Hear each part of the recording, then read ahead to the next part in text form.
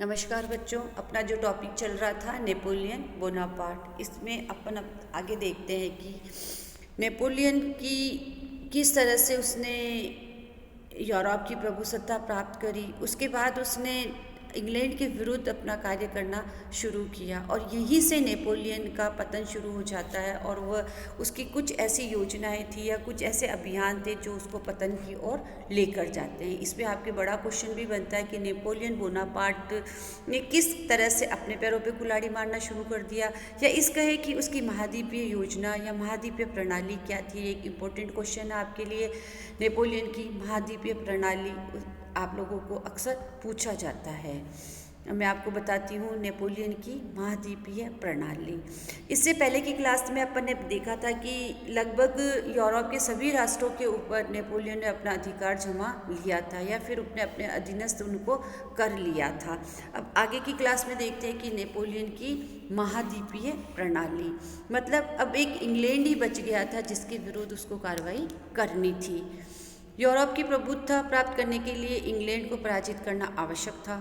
England चारों तरफ से समुद्र से घिरा हुआ है और उसके पास अजय समुद्री बेड़ा था। आज तक उसके समुद्री बेड़े को कोई भी पराजित नहीं कर आया था। फ्रांसीसी बेड़े और सेनाओं द्वारा इंग्लैंड को नहीं हराया जा सकता था, किंतु नेपोलियन का विश्वास था कि अप्रत्यक्ष रूप से उसे पराजित करना संभव है।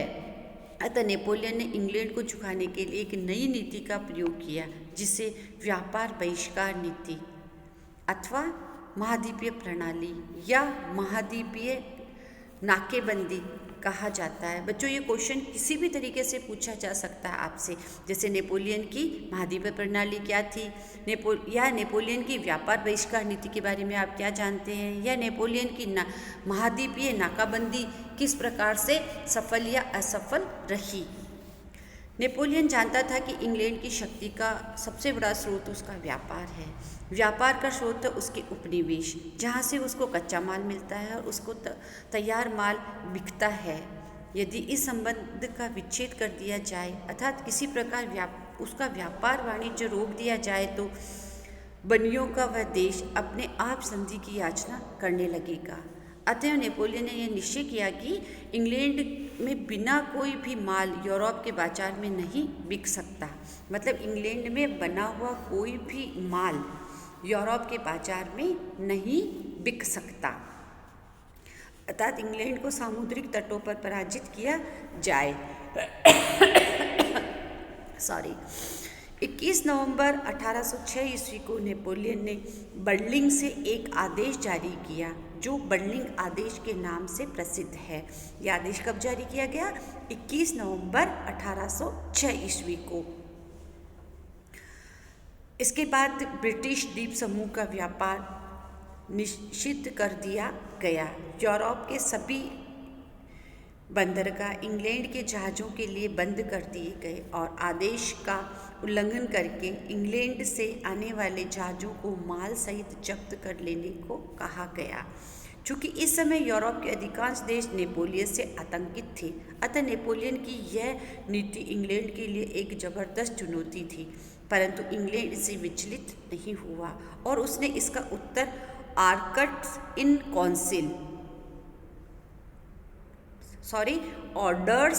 काउंसिल करके दिया। उसने नेपोलियन के उपयुक्त आदेशों को मानने वाले देशों के बंदरगाह की नाकेबंदी करके उनके जहाज़ों को जब्त करने तथा उनके साथ व्यापार बंद करने की चेतावनी दी।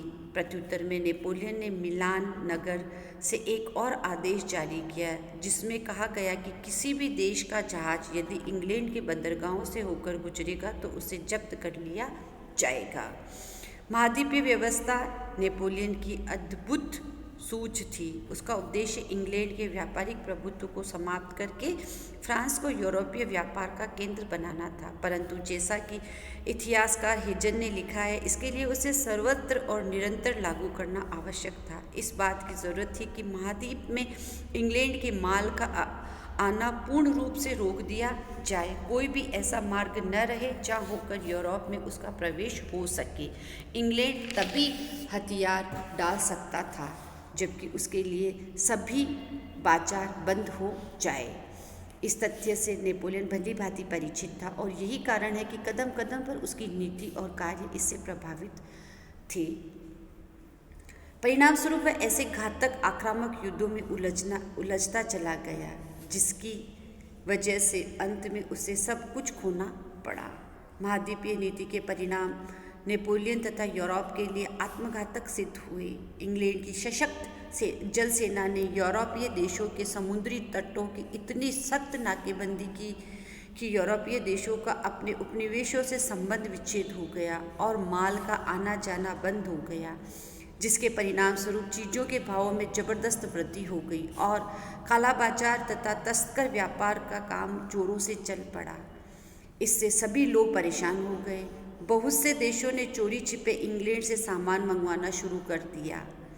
स्वयं नेपोलियन को अपने सैनिकों के लिए चोरी छिपे इंग्लैंड से जूते मंगाने पड़े, परंतु ऊपरी तौर पर उसने सख्ती के साथ इस व्यवस्था को जारी रखने का प्रयास किया। स्वीडन ने स्पष्ट रूप से उसकी महाद्वीपीय व्यवस्था को मानने से इनकार कर दिया। इस पर नेपोलियन ने रूस पर दबाव डाला कि वह स्वीडन के अधीन फिनलैंड को हड़प ले और हो सके तो स्वीडन के बंदरगाहों पर भी अपना अधिकार जमा ले। हॉलैंड के शासक लुई बोनापार्ट, जो नेपोलियन का ही सगा भाई था, ने अपने राज्य के हित को देखते हुए इस नीति का विरोध किया। नेपोलियन ने उसे शासक पद से हटा दिया और हॉलैंड को फ्रांसीसी साम्राज्य में मिला लिया गया। पोप ने भी उसकी इस नीति का विरोध किया। नेपोलियन ने पोप का राज्य छीन लिया और उसे वेटिकन में कैद कर दिया गया। पुर्तगाल ने इंग्लैंड के साथ अपने पुराने मैत्री संबंधों को तोड़ने से इनकार कर दिया। नेपोलियन ने स्पेन के साथ मिलकर पुर्तगाल पर आक्रमण किया और पुर्तगाल को जीतकर फ्रांसीसी साम्राज्य में मिला लिया गया।